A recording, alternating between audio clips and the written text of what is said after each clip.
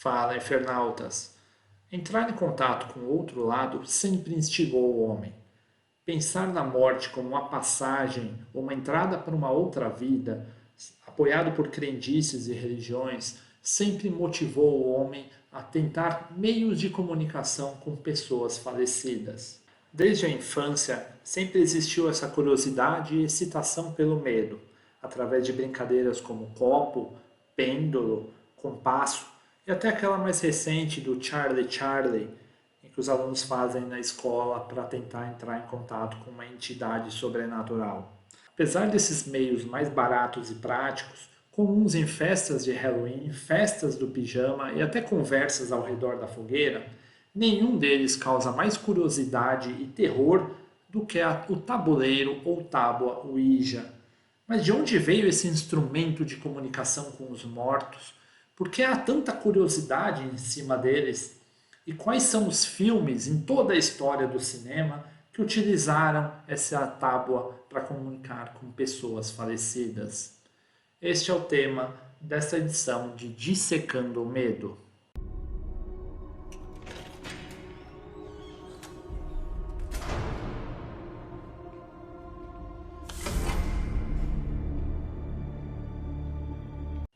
Há relatos de sua existência na China, por volta do ano 1100, durante a dinastia Sung ou Song, de acordo com documentos que retratam o período. Chamava-se Fuji e era realizado através de uma peneira ou espécie de paleta em que uma vareta escrevia o recado dos mortos na areia ou nas cinzas de um incenso.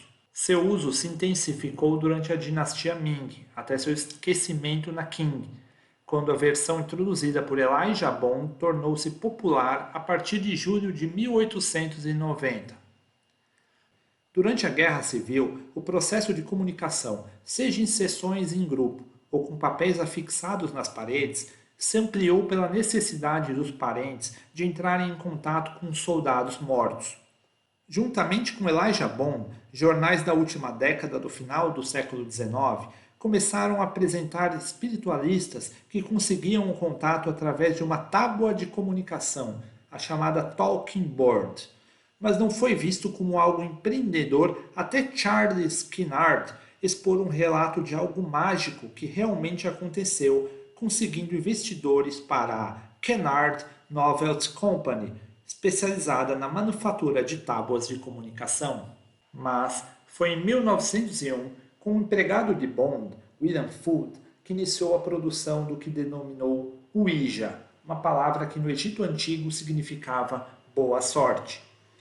O jogo de Foote ganhou um grande apoio na Primeira Guerra Mundial, o espiritualista Pierre Cohan.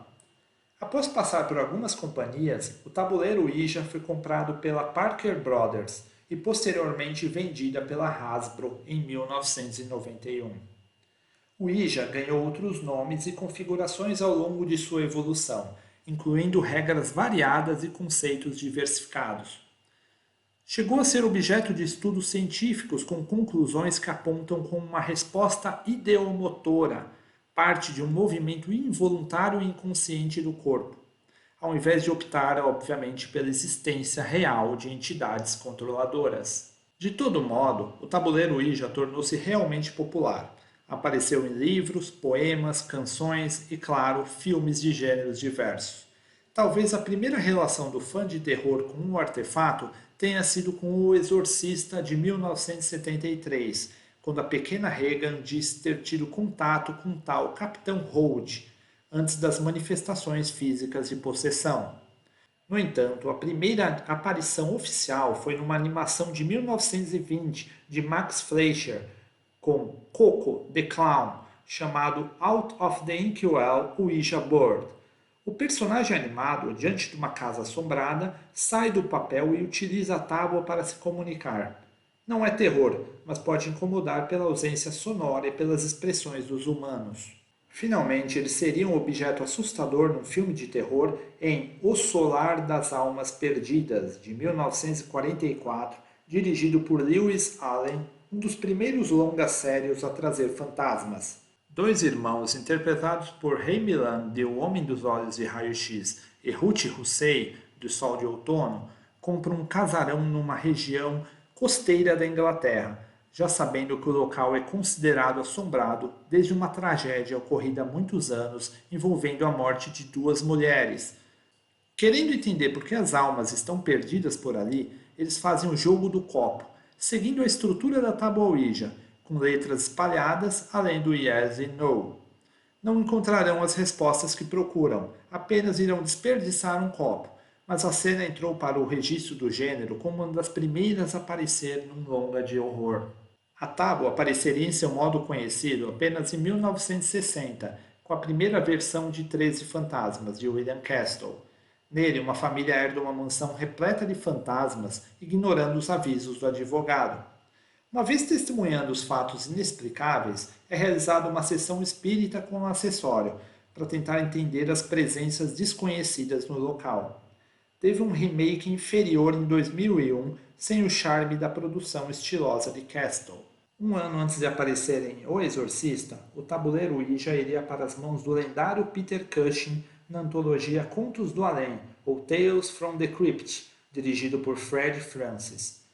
No segmento Justiça Poética, o solitário Arthur Edward é avisado pela esposa morta numa consulta à tábua sobre os perigosos vizinhos com a palavra Danger, perigos que vão além dos simples cartões de Dia dos Namorados ameaçadores.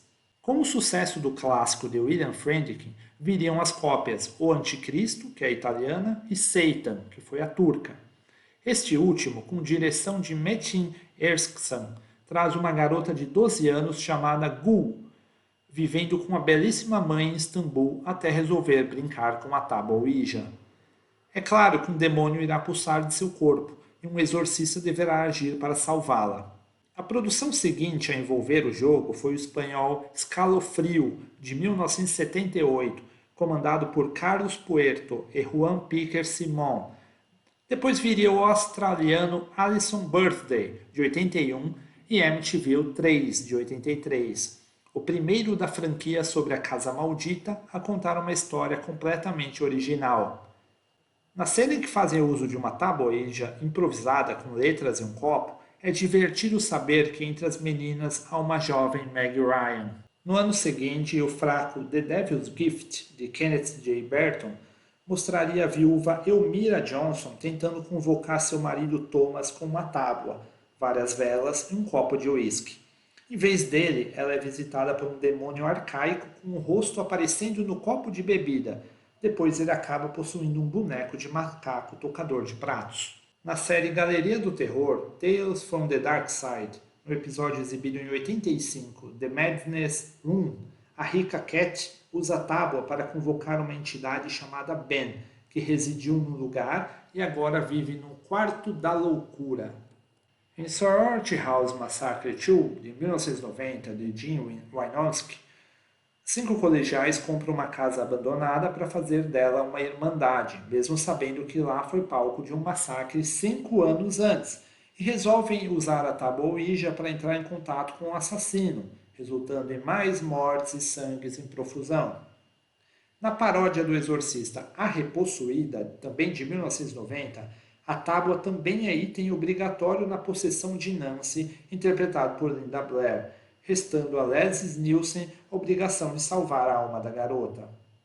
Nesse mesmo ano, o tabuleiro tem sua cena no drama Tempo de Despertar, com Robert De Niro e Robin Williams, sendo que este usa o jogo para comunicação com o paciente. Em Witchboard 2, de 93, a tábua é o acessório de comunicação de Page com uma tal Susan Sidney, assim como o terceiro filme lançado em 95 para o tormento de Brian.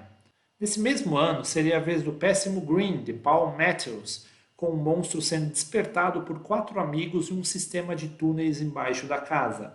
Saltamos para o excelente Revelação de 2000, quando Claire, interpretado por Michelle Pfeiffer, e Judge usam a tábua para se comunicar com um espírito numa sessão, em um momento bastante assustador. Em Jogo dos Espíritos de 2002, um Jin é desperto por amigos numa fábrica e quer se vingar. Adivinha o que eles usam? O Ouija também seria visto na comédia Twist and Weekend 3 and Penn Teller, além do fraquinho espanhol Ouija, todos de 2003. Em 2004, apareceria no filipino Spirit of the Glass e no coreano Bushin Saba. Já em 2006, a tábua poderia ser vista em Satanic, Terror na Escuridão, de Stephen Moore, e Exorcism, The Possession of Gail Bowers. Já em 2007, ela apareceria em Ouija, de Topel Lee, mais um terror filipino, e no popular Atividade Paranormal, o início do terror found footage, no pesadelo de Kate e Mika e o demônio mordedor. Esse é o mesmo ano também de Drive-Thru, Fast Food da Morte, com a tábua sendo usada por amigos. Ela está tatuada nas costas de um rapaz em Necromantia, 2009, e voltaria em Atividade Paranormal 2.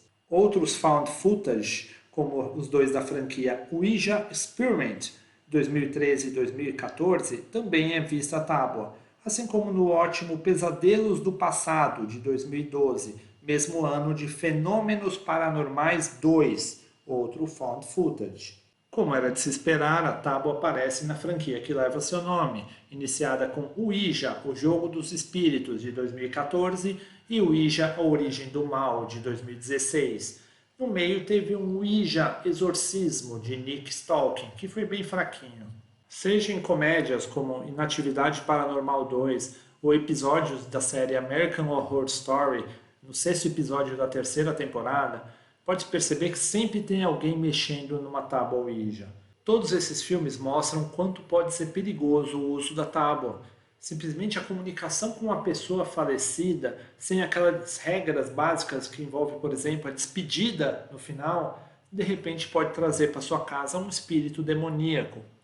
Inclusive, aquele casal Ed e Lorraine Warren era uma das primeiras perguntas que eles sempre fazem quando iniciavam um novo caso. Alguém aqui mexeu com alguma tábua Ouija? Era uma pergunta frequente em suas visitas. E você, já usou uma tábua Ouija para se comunicar com os mortos? Conte para nós a sua experiência nos comentários. Se você já brincou com esse acessório de comunicação e teve algum experimento, alguma reação, alguma situação que você pode considerar assustadora. Se você curtiu o conteúdo, deixe nos comentários algumas ideias e sugestões para outros temas que poderiam ser abordados em Dissecando o Medo. Deixe seu like e nos acompanhe nas redes sociais, no Instagram, no Facebook e no próprio Boca do Inferno, que todo dia traz novidades para vocês. Então, até a próxima edição de Dissecando o Medo no canal do Boca do Inferno. Até lá!